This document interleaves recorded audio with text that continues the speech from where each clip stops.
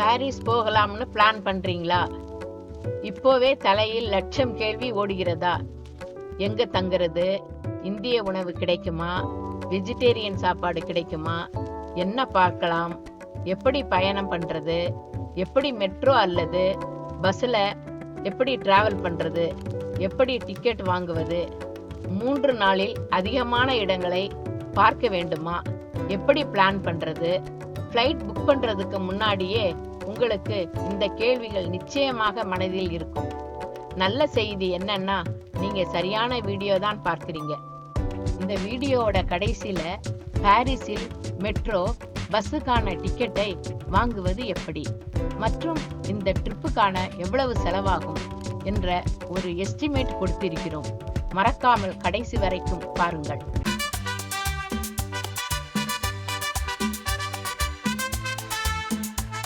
Welcome to our channel Madurai கப்பலின் USA.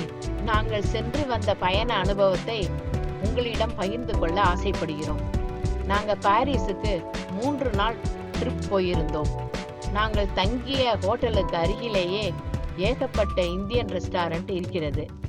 Metro ஸ்டேஷனும் bus ஸ்டாப்பும் hotel அருகிலேயே நடந்த 5 நிமிடம் கூட ஆகாது.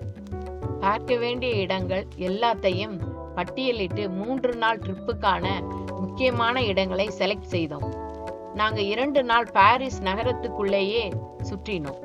3ஆவது நாள் நகரத்துக்கு வெளியே ஒரு சின்ன ட்ரிப் போனோம். முதல் நாள் காலையில் 7 மணிக்கு ஹோட்டல்லேருந்து கிளம்பி வழியில் காப்பியும் பிரேக்ஃபாஸ்ட்டும் முடிச்சுட்டு நேராக செயின்ட் ஷப்பல் என்ற இடத்துக்கு போனோம். கிட்டத்தட்ட சுமார் 8:30 மணிக்கு போய் சேர்ந்தோம். இது காலையில் 9 மணி முதல் 5 மணி வரைக்கும் திறந்திருக்கும். இதுக்கு டிக்கெட்டு தேவை, முன்னாடியே புக் பண்ணிக்கோங்க. சுற்றி பார்க்க கிட்டத்தட்ட 1 மணி நேரம் ஆகும். நாங்கள் காலையில் 9 மணிக்கு என்ட்ரி டிக்கெட் புக் பண்ணியிருந்தோம். சிட்டின்ற மெட்ரோ ஸ்டேஷன் செயின்ட் சாப்பல் இருக்கு பக்கத்தில் இருக்கு. அங்கேருந்து ஒரு 2-3 நிமிஷம் தான் நடக்க ஆகும். இதுக்கு வருவதற்கு கார் து நோர்ன்ற பெரிய ரயில்வே ஸ்டேஷன் இருக்கு. அங்கிருந்து லைன் 4 மெட்ரோ லைன் 4 பிடிச்சிங்கன்னா நேராக இங்கே வந்துடலாம். இந்த செயின்ட் சாப்பல்ன்றது ஒரு பாரிஸில் உள்ள ஒரு அரச தேவாலயமாகும். 1240ஆம் ஆண்டுகளில் 9ஆம் லூயிஸ் மன்னரால் கட்டப்பட்டது. இதன் சுவர்கள் பெரும்பாலும் 15 மீட்டர் உயரமுள்ள பிரம்மாண்டமான வண்ண கண்ணாடிகளால் அமைக்கப்பட்டுள்ளது. இது பார்ப்பதற்கு மிகவும் அழகாக இருக்கும். கான்சியர்ஜெரி இது செயின்ட் ஷாப்பல் இடத்துக்கு பக்கத்தில் இருக்கக்கூடிய ஒரு புகழ்பெற்ற இடம். இது காலையில் 9:30லேருந்து 6 மணி வரைக்கும் திறந்திருக்கும். சுற்றி பார்க்க கிட்டத்தட்ட 1 மணி நேரம் செலவாகும். நாங்கள் காலையில் கிட்டத்தட்ட 10 மணிக்கு இங்கே வந்துட்டோம். பிரெஞ்சு புரட்சியின் போது கொடூரமான சிறைச்சாலையாக இது இருந்துச்சு. ஆனால் அதுக்கு முன்னாடி பிரெஞ்சு மன்னர்களுடைய முதல் அரசு அரண்மனையாகவும் செயல்பட்டது. இங்கதான் பாரிஸோட முதல் பொது கடிகாரம் 1371ஆம் ஆண்டு வைக்கப்பட்டது. இந்த சிறையில பணக்காரங்க சிறைசாலைக்கு வந்தாலுமே அவங்க வசதிக்கு ஏத்த மாதிரி வசதியில வாங்கி கொள்ற மாதிரியும், ஏழை மக்கள் வைக்கோல்ல உறங்குற மாதிரியும் இந்த சிறைசாலை அமைக்கப்பட்டிருந்துச்சு. இதை உங்களுக்கு நீங்க ஆடியோ வீடியோ விஷுவல் வாங்கினீங்கன்னா அந்த சிறைசாலையில நடக்கும் போது உங்களுக்கு அந்தந்த இடத்துல எப்படி இருந்ததுன்றதுல ஏஐ மூலமா நீங்க பார்க்கலாம். ரொம்ப நல்லா இருக்கும் அது பார்க்கறது. அடுத்ததுங்க நோட்ரே டேம் பேராலயம். இது கான்ஜர்சிலிருந்து ஒரு 5-10 நிமிஷம் நடந்தா போயிடலாம். ரொம்ப பக்கத்துல தான் இருக்கு. காலையில 8லேருந்து சாயந்தரம் 7 மணி வரைக்கும் திறந்திருக்குங்க. இதுக்கு டிக்கெட் கிடையாது, என்ட்ரி இலவசம் தான். நாங்க கிட்டத்தட்ட 2 மணி நேரம் இங்க செலவு செஞ்சோம். நோட்ரே டேம் பாரிஸில் உள்ள ஒரு கத்தோலிக்க பேராலயம். 1163 மற்றும் 1345 இடையில இது கட்டப்பட்டது. இதுல என்ன புகழ் பெற்றதுன்னா, இதுல பறக்கும் வடிவ தூண்டலும் மற்றும் ரோஜா வடிவ ஜன்னல் தாங்க இங்க ரொம்ப புகழ் பெற்றது. இது பிரெஞ்சு கோதி கட்டடக்கலையில ஒரு தலை சிறந்த படைப்பாகும்.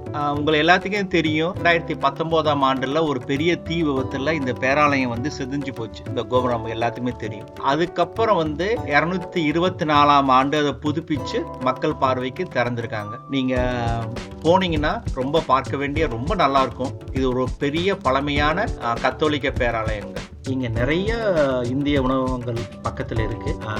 நம்ம நோட்ரே டேம்ல இருந்து அடுத்து லூ அருங்காட்சியகத்துக்கு போறதுனால அதோட நார்த்து பக்கம், அதாவது லூ அருங்காட்சியக பக்கத்திலேயே இருக்கிற இந்திய உணவகத்தில் சாப்பிட்டோம். உங்களுக்கு வெஜிடேரியன் வேணும்னா பக்கத்தில் ஆரியபவன் இருக்கு, நீங்க பஸ்லையும் போகலாம், இல்லாட்டி கொஞ்சம் கொஞ்சம் தூரமாகும். அப்புறம் லஞ்சு சாப்பிட்டு முடிச்சுட்டு நாங்கள் மதியம் 2 மணி அளவில் லூ அருங்காட்சியகத்துக்கு வந்தோம். இது காலை தினமும் 9 மணி முதல் 6 மணி வரைக்கும் திறந்திருக்குங்க. முக்கியமா செவ்வாய்க்கிழமையில இது மூடப்பட்டு இருக்கும். அதை நீங்க வரும்போது இதை பார்த்து பிளான் பண்ணுங்க. இது செவ்வாய்க்கிழமை, டியூஸ்டே வந்து க்ளோஸ். இதுக்கு டிக்கெட் தேவைங்க.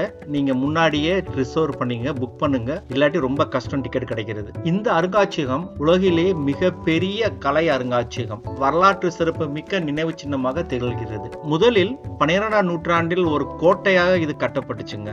அதுக்கப்புறம் 1793ஆம் ஆண்டில் பொதுமக்களுக்கான அருங்காட்சியகமாக மாற்றப்பட்டது. இது கிட்டத்தட்ட 72,000 சதுர மீட்டருக்கு அதிகமான பரப்பளவை கொண்டதுங்க. பண்டைய நாகரிகம், அதாவது எஜிப்து நாகரிகத்திலிருந்து 19ஆம் நூற்றாண்டு வரையிலான 35,000க்கு மேற்பட்ட கலை படைப்புகள், வரலாற்று சின்னங்கள் இந்த இடத்துல இருக்குங்க. அதனால இதுக்கு போறதுக்கு முன்னாடி ஹோம்ஒர்க் நல்லா பண்ணிக்கோங்க. இதை முழுசா பார்க்கணும்னா உங்களுக்கு பல நாட்கள் ஆகும். அதனால வந்து எந்த செக்ஷன்ல என்ன பார்க்கணும் அப்படின்றத ஒரு நோட் பண்ணி வச்சுக்கோங்க. இந்த அருங்காட்சியகத்தோடைய வெப்சைட்டுக்கு போனீங்கன்னா அதுல வந்து நல்லா இன்டராக்டிவ் வெப்சைட் இருக்கு, வரைபடங்கள் இருக்கு. அது எந்த தளம் என்னென்ன இருக்கு அதை நீங்க முன்கூட்டியே போய் எதை பார்க்கணும், எப்படி பார்க்கணுன்றத ஒரு ஐடியா மாதிரி வச்சுக்கிட்டீங்கன்னா உங்களுக்கு நல்லா இருக்கும். இது ஏன்னா நீங்க ஒவ்வொன்றையும் ஒரு பக்கம் பார்த்தீங்கன்னா போயிட்டு வர்றதுக்கே உங்களுக்கு நேரம் சரியா போயிடும். அதாவது நான் சொன்ன மாதிரி இது 72,000 ஸ்கொயர் மீட்டர். ஒரு விங்ல இன்னொரு விங் கூட்டம். அதனால இதெல்லாம் முதல்ல நல்லா பாத்துங்க. முக்கியமா இங்க மோனாலிசா, வீனஸ் தே மிலோ, வின்சென்ட் விக்டரி ஆஃப் சமத்ரோஸ், நெப்போலியன் கிரீடம் சூடும் காட்சி, லிபர்ட்டி லீடிங் த பீப்புள், அப்புறம் பிரெஞ்சு கிரீடம் நகைகள் அப்படின்னு ஏகப்பட்டதை மிஸ் பண்ணாம பாருங்க. இதெல்லாம் முக்கியமானது நான் சொன்னது. நாங்கள் லூர் மியூசியத்துல இருந்துங்க ஒரு 6 மணிக்கு வெளியே வந்தோம். மியூசியத்துக்கு எதுக்கு பார்த்தீங்கன்னா ஒரு நல்ல பெரிய பார்க் இருக்கு. அந்த பார்க்கில் Arc de Triomphe du Carrousel, basin octagonal, Palace de la Concorde அப்படின்னு நிறைய பார்க்க வேண்டிய இடங்கள் இருக்குங்க. அதை நீங்கள் அப்படியே நடந்து வந்தீங்கன்னா ஒரு 10-15 நிமிஷத்தில் லூர் மியூசியத்துலேருந்து அப்படியே நடந்து வந்துடலாம். நாங்கள் அந்த பக்கம் அப்படியே நடந்து வந்துட்டு அங்கேருந்து பஸ்ஸை பிடிச்சி நேராக ஒரு 7-8 மணிக்கிட்ட ஆர்க் தி ட்ரம்ப்ன்ற ஒரு இடத்துக்கு வந்துட்டோங்க.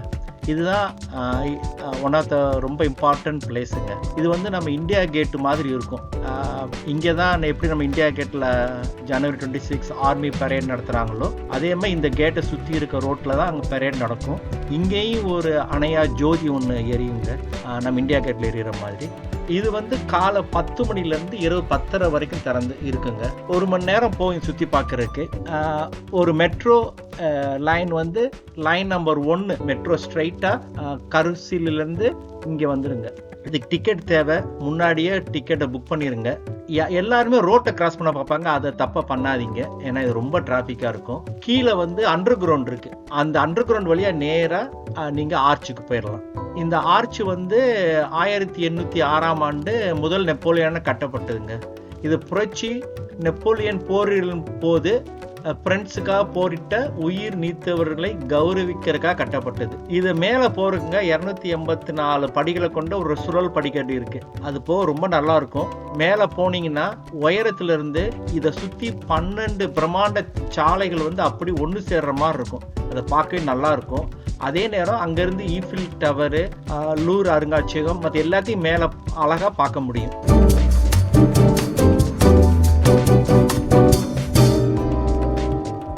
இங்கேருந்து நாங்கள் பஸ்ஸு பிடிச்சி லைன் நம்பர் 2ல் எங்கள் ஹோட்டலுக்கு திரும்பி வந்துட்டோம். நைட்டு 10 மணிக்கு அங்கேயே நாங்கள் டின்னரை சாப்பிட்டுட்டு முடிச்சிட்டோம். ஏங்க, நம்ம பாரிஸில் எந்த ஹோட்டலில் எந்த இடத்துல தங்கணும் என்பதை தெளிவாக சொன்னால் நன்றாக இருக்கும். நீங்கள் இந்தியாவில் இருந்தோ அல்லது வேறு ஏதாச்சும் ஒரு நாட்டில் இருந்தோ ஃப்ளைட்டில் வந்தீங்கன்னா பாரிஸில் இருக்கக்கூடிய சார்லஸ் டி கோல்டுன்ற இன்டர்நேஷ்னல் ஏர்போர்ட்டில் வந்து இறங்குவீங்க. ஐரோப்பாவில் இருந்து ரயிலில் வரீங்கன்னா பாரிஸில் இருக்கக்கூடிய 7 பெரிய ரயில் நிலையங்கள் ஒன்றான கார் து நோர்ல வந்து இறங்குவீங்க. நாங்கள் கார் து நோருக்கு அருகிலேயே லிட்டில் யாழ்ப்பாணம்னு ஒரு ஏரியா இருக்கு. இங்க நிறைய இலங்கை தமிழ் மக்களும் இந்திய மக்களும் இருப்பாங்க. இதை செயின்ட் டெனிஸ் அல்லது 10வது அரவுண்டிஸ்மென்ட் பகுதின்னு சொல்லுவாங்க. அதாவது பாரிஸ்ல நிறைய நிர்வாக பிரிவுகளா பிரிச்சிருக்காங்க. அதுல இது 10வது நிர்வாக பிரிவு. இந்த பகுதியில தான் நாங்கள் தங்கினோம். எந்த பட்ஜெட்டுக்கும் ஏத்த ஹோட்டல்கள் இங்கே கிடைக்கும். நாங்க sure hotel by Best Western பாரிஸ்ல தங்கினோங்க. லா ஷஃபல் மெட்ரோ ஸ்டேஷன் 2 நிமிஷம் நடந்தா போயிடலாம். ஹோட்டல் வாசல்லையே பஸ் ஸ்டாப் இருக்கு. இன்னும் ஒரு விஷயம், இங்க 20க்கும் மேலான இந்திய உணவகங்கள் நடந்தே போற தூரத்துல தான் இருக்கு. அதுவும் காரே து நோர்த் ரயில் நிலையம் வெறும் 10 நிமிஷத்துல நடந்து போயிடலாம். இது சென்னை சென்ட்ரல் ரயில்வே ஸ்டேஷன் மாதிரி இருக்கும். இது ஒரு பெரிய மெயின் ஸ்டேஷனுங்க. இங்க இருந்தா லண்டன், ரோம், இட்டாலி, சுவிட்சர்லாந்து எல்லா இடத்துக்கும் இங்க இருந்தா ட்ரெயின் புறப்படுது. இது ஒரு நல்ல பக்கத்திலே நமக்கு ஒரு ரயில்வே ஸ்டேஷன் இருக்குது. ரொம்ப வசதியா இருக்கும். 2ஆம் நாள் நாங்க காலையில ஹோட்டல்லையே பிரேக்ஃபாஸ்ட், காஃபி எல்லாம் சாப்பிட்டுட்டோம். பிறகு அங்கிருந்து நாங்க இன்னைக்கு காலையில மான்ட்ரேயில் உள்ள சக்ரே கோர் பசிலிக்காக்கு போலான்னு பிளான் பண்ணோம். இங்கு போவதற்கு லா ஷாப்பிள் என்ற மெட்ரோ நிலையத்திலிருந்து ஆன்வர்ஸ் வரைக்கும் மெட்ரோ ரயில் சென்று அங்கிருந்து சர்ச்சுக்கு வந்து ஒரு 10-15 நிமிஷம் நடந்தா போதும். இந்த சர்ச்சு வந்து காலையில 6:30 முதல் இரவு 10:30 வரைக்கும் திறந்து இருக்குங்க. அனுமதி இலவசம். சும்மா சுற்றி பார்க்க 2 மணி நேரம் வரைக்கும் தேவைப்படலாம். நீங்க மேல டோம் மேல ஏறணும்னு நினைச்சீங்கன்னா கூட ஒரு அரை மணி நேரம் 1 மணி நேரம் வச்சுக்கோங்க. இந்த பாரிஸில் உள்ள சாக்ரே கோர் தேவாலயம் வந்து இயேசுவின் திரு இருதயத்திற்கு அர்ப்பணிக்கப்பட்ட ஒரு ரோமன் கத்தோலிக் தேவாலயமாகும். மேல இருக்க வெண்ணிற குவி மாடம் வந்து ரொம்ப பிரசித்தி பெற்றது. இது வந்து பாரிஸ் உயர்ந்த இடமான மான்ட்மார்ட்ரே என்ற மலையின் மேல கட்டப்பட்டது. இது மொத்தம் 130 மீட்டர் உயரம் இருக்குங்க. மலை மேல இருந்து பாக்குற அமைப்பு ரொம்ப அழகா இருக்கு. இதுக்கு கீழே இருந்து மேல போறதுக்கு படிக்கட்டு இருக்கு. நீங்க படிக்கட்டு வழியா போகலாம். இல்லாட்டி கேபிள் கார் இருக்கு. அதுக்கு ஃபனிகுலர்னு சொல்லுவாங்க. அதுலயும் மேல போய் படிக்கட்டுலாம் போய்க்கலாம். இதுக்கு நீங்க பாரிஸ் டிராவல் பாஸ் வச்சிருந்தீங்கன்னா அதை யூஸ் பண்ணிக்கலாம். டிக்கெட் வாங்கணும் அவசியம் இல்லை. காலையிலே திறந்திருக்கும். அதுக்கப்புறம் நீங்க வந்து மேல வந்து நான் சொன்ன மாதிரி டோமுக்கு போறதா இருந்துச்சுன்னா அந்த டோம் என்ட்ரி வந்து காலையில 10 மணிக்குல இருந்து 5:30 வரைக்கும் திறந்திருக்கும். அதுக்கு டோமுக்கு கீழேயே படிக்கட்டுக்கு போறதுக்கு முன்னாலே டிக்கெட் ஆஃபீஸ் இருக்கு. அங்க நீங்க டிக்கெட் வாங்கிக்கலாம். இது ஒரு நல்ல முக்கியமான இடங்க. நீங்க மறக்காம பார்க்க வேண்டிய இடங்கள்ல இதுவும் ஒன்று.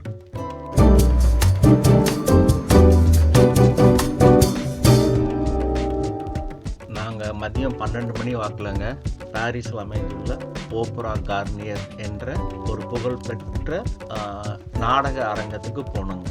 இது வந்து கிட்டத்தட்ட 1979 இருக்கைகள் கொண்ட ஒரு நாடக மேடை. 3ஆம் நெப்போலியன் ஆணையின் பேர்ல கட்டட கலைஞர் சார்லஸ் கார்னியரால இது வடிவமைக்கப்பட்டதுங்க. இந்த கட்டடம் 1875 ஆண்டு திறக்கப்பட்டது.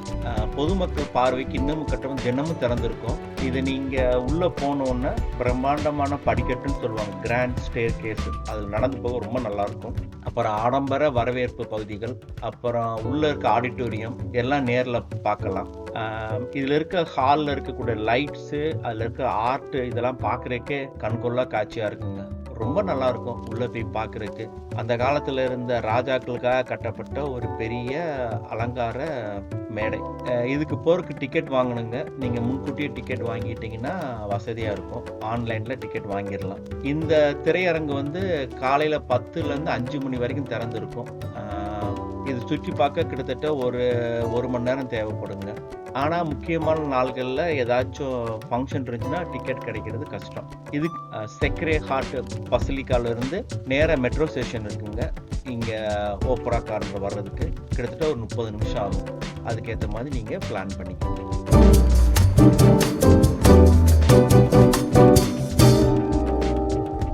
நாங்க மதியம் 2 மணி வாக்கில் ஓப்ரா கார்னியருக்கு பக்கத்தில் இருக்கக்கூடிய இந்தியன் உணவகத்தில் லஞ்சு சாப்பிட்டோங்க. பக்கத்தில் நிறைய கடை இருக்கு. கிட்டத்தட்ட மதியம் 3 மணிக்கு பாரிஸோட முக்கிய அடையாள சின்னமான ஈஃபில் கோபுரத்துக்கு நாங்கள் போனோம்.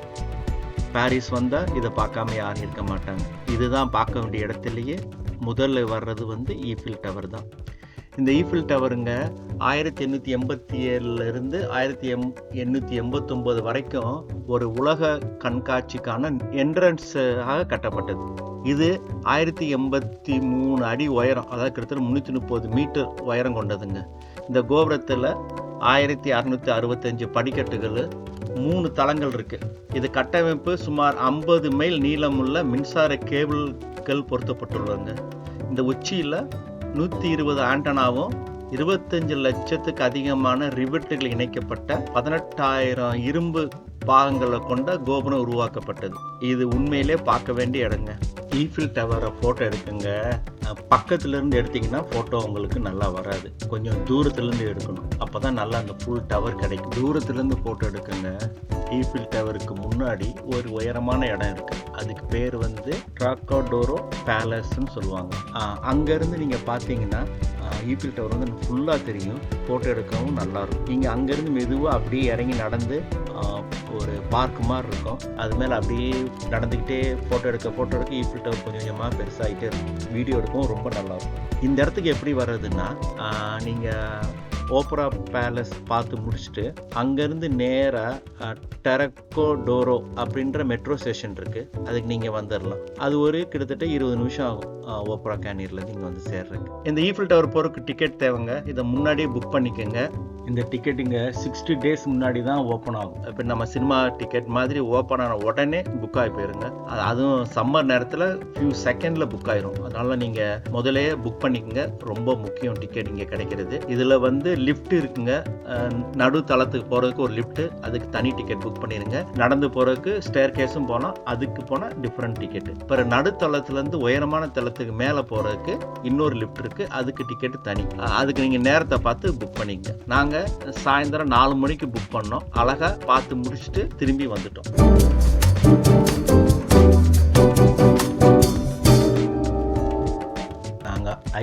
ஐஃபில் டவர் பார்த்துட்டுங்க சீன் நதியில் படகு சவாரி போனோம். இது ஐஃபில் டவர்லேருந்து ஒரு 5-6 நிமிஷம் நடக்கிறதா தான் இருக்குது. நிறைய கம்பெனி வந்து இந்த போட் சர்வீஸ் பண்ணுறாங்க, உங்களுக்கு பிடிச்சதை பார்த்துக்கலாம். சுமார் 1 மணி நேரம் அப் அண்ட் டவுன் ட்ரிப்புங்க. அந்த சீன் நதியை சுற்றி கொண்டாந்து திரும்ப அதே இடத்துல இறக்கிடுவாங்க. இது காலையில் 10லேருந்து 10:30 வரைக்கும் ஒவ்வொரு 30 நிமிஷத்துக்கு ஒரு தடவை போட்டு கிளம்புங்க. இதுக்கு டிக்கெட் தேவை, முன்கூடியே புக் பண்ணிட்டீங்கன்னா ரொம்ப நல்லது. நதியில் நீங்கள் படகு பயணம் மேற்கொள்ளும் போது ஈஃபில் டவர், லூவர் அருங்காட்சியகம் மற்றும் நோட்ரே டேம் போன்ற புகழ்பெற்ற ரயில்வே ஸ்டேஷன் அப்படின்னு எல்லா இடங்களையும் நீங்கள் பார்க்கலாம். வழக்கமான படகு சுற்றுலா மாதிரி இது ரொம்ப நல்லா இருக்கும். சாதாரண படகு சுற்றுலா வந்து 1 மணி நேரம் நான் சொன்ன மாதிரி நீடிக்கும். அதே சமயம் மத்தியானம் இல்லாட்டி இரவு உணவுடன் கூடிய பயணங்களா இருந்தால் 2லேருந்து 3 மணி வரைக்கும் இருக்கும். இதில் உங்களுக்கு பிரெஞ்சு உணவு வகைகள் முழுமையாக அனுபவிக்கிற மாதிரி நல்லா இருக்கும். கொஞ்சம் இதுக்கு காசு அதுக்கேற்ற மாதிரி ஜாஸ்தியாகவும் இருக்கும்.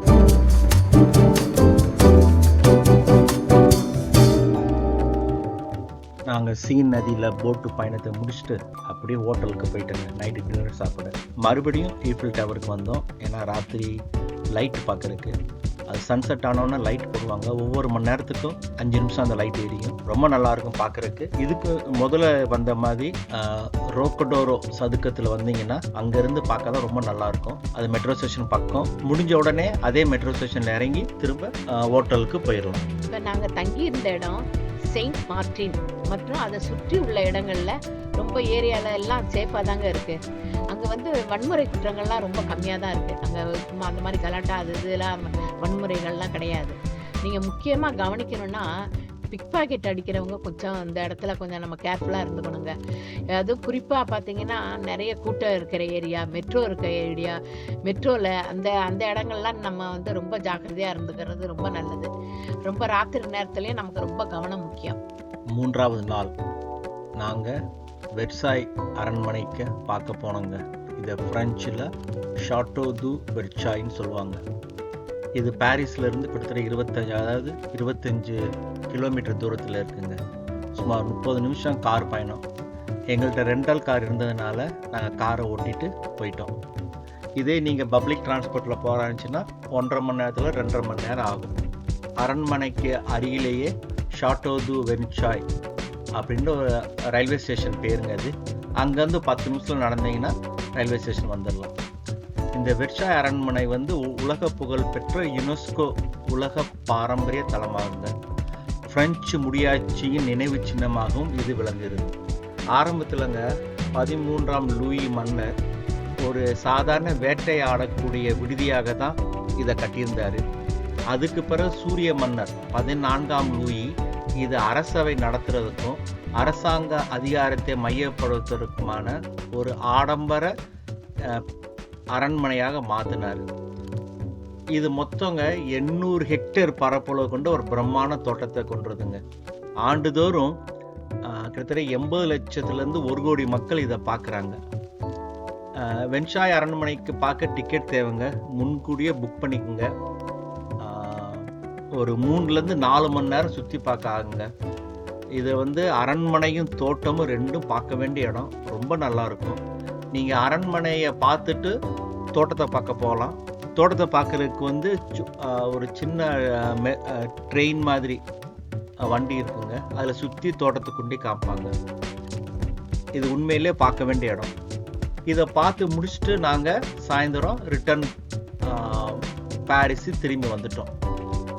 ஒருவேளை உங்களுக்கு டைம் இருந்துச்சுன்னா மாலையில் ஓர்ச்சே அருங்காட்சியகத்தை பார்வையிடலாம். இது ஒரு ரயில்வே ஸ்டேஷனுங்க. அதுக்குள்ளே நிறைய கலை படைப்புகள்லாம் வச்சுருக்காங்க. அதை பார்க்குறதுக்கு ஒரு மணி நேரம் ஆகும். அதை பார்த்துட்டு ராத்திரி ஹோட்டலில் வந்து ரெஸ்ட் எடுத்துடலாம். ஏங்க நம்ம 3 நாள் மெட்ரோலையும் பஸ்லையும் சுற்றினோங்க. நீங்கள் எப்படி தனித்தனியாக டிக்கெட்டு பாஸாக வாங்கினீங்களா இல்லை தனித்தனியாக டிக்கெட்டாக வாங்கினீங்களா? நீ சொல்கிறது சரிதான். பாரிஸில் ட்ரெயின்லையும் பஸ்லையும் போகிறதுக்கு அப்பப்போ டிக்கெட்டும் வாங்கிக்கலாம், இல்லாட்டி மொத்தமாக பாஸும் வாங்கிக்கலாம். 1 நாள் 2 நாள் 3 நாள் வாரம்னு வாங்கிக்கலாம். நாம் வந்து 3 நாள் பாஸ் வாங்கினோம். அதுக்கு பாரிஸ் விசிட் ட்ராவல் பாஸ்ன்னு சொல்லுவாங்க. இது வந்து ஒரு அன்லிமிட்டட் ரைடுங்க. இந்த பாஸில் வச்சுட்டு நீங்கள் மெட்ரோ, அப்புறம் வந்து ஆர்இஆர் ட்ரெயின், பஸ்ஸு, ட்ராமு அப்படி இந்த முழு நெட்வொர்க்கும் ஜோன் 1 to ஜோன் 5ல் வந்து அன்லிமிட்டடாக ட்ராவல் பண்ணலாம். அதோடு மட்டும் இல்லாமல் ஏர்போர்ட்டுக்கும் இதை யூஸ் பண்ணிக்கலாம். டிஸ்னிலேண்ட் பாரிஸுக்கு போகிறதுக்கும் யூஸ் பண்ணிக்கலாம். இல்லாட்டி வெர்சாய் அரண்மனை மாதிரி தூர இடங்களுக்கும் இது யூஸ் பண்ணிக்கலாம். இந்த டிக்கெட்டை இல்லாட்டி பாஸை ராப்ட்ன்ற வெப்சைட்டில் போய் நேராக வாங்கலாம். இல்லாட்டி மெட்ரோ ஸ்டேஷன் இல்லாட்டி ஆர்இஆர் ஸ்டேஷனில் டிக்கெட் மிஷின்லையும் வாங்கிக்கலாம். நாங்கள் 3 நாள் பாஸ் வாங்கினோங்க. ரொம்ப வசதியாக இருந்துச்சு. அதுக்கப்புறங்க நாங்கள் முதல்ல சொன்ன மாதிரி இந்த ட்ரிப்புக்கு எவ்வளோ செலவாச்சுன்ற ஒரு எஸ்டிமேட். இது வந்து ஜஸ்ட் எஸ்டிமேட்டு தாங்க. இது வந்து எக்ஸாக்ட் ஒவ்வொருத்தருக்கும் வேறுபடும். முதல்ல நம்ம பார்க்க வேண்டியது விசா அப்ளிகேஷன். ஒரு இந்தியருக்கு வந்து 2 பேருக்கு வந்து 240 யூரோ வந்து விசாவுக்கு அப்ளிகேஷன் ஆவாங்க. அப்புறம் 3 நாளைக்கான பாஸ், விசிட் பாஸ், அது வந்து 2 பேருக்கு வந்து 95 யூரோ ஆகும். ஒரு நாளைக்கு ஹோட்டலுக்கு வந்துங்க கிட்டத்தட்ட 100 யூரோ செலவாகும்.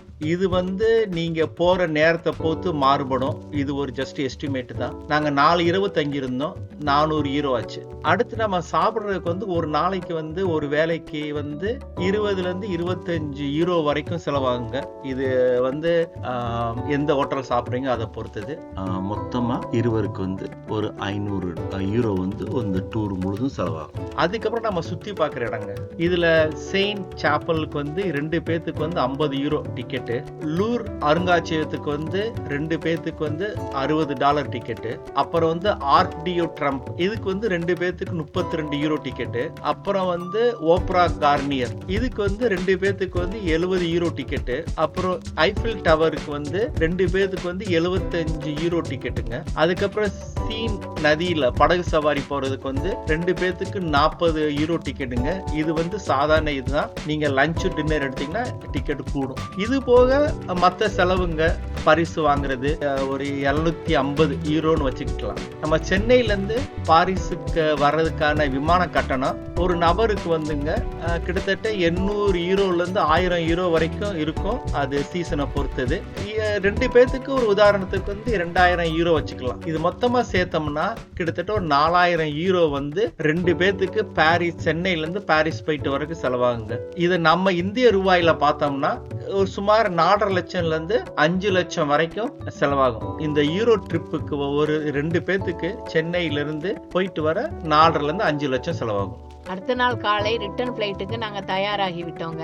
இது நீங்கள் பார்த்த ஒவ்வொரு பிளேஸும் எங்கள் வீடியோவில் தனித்தனியாக இருக்குங்க.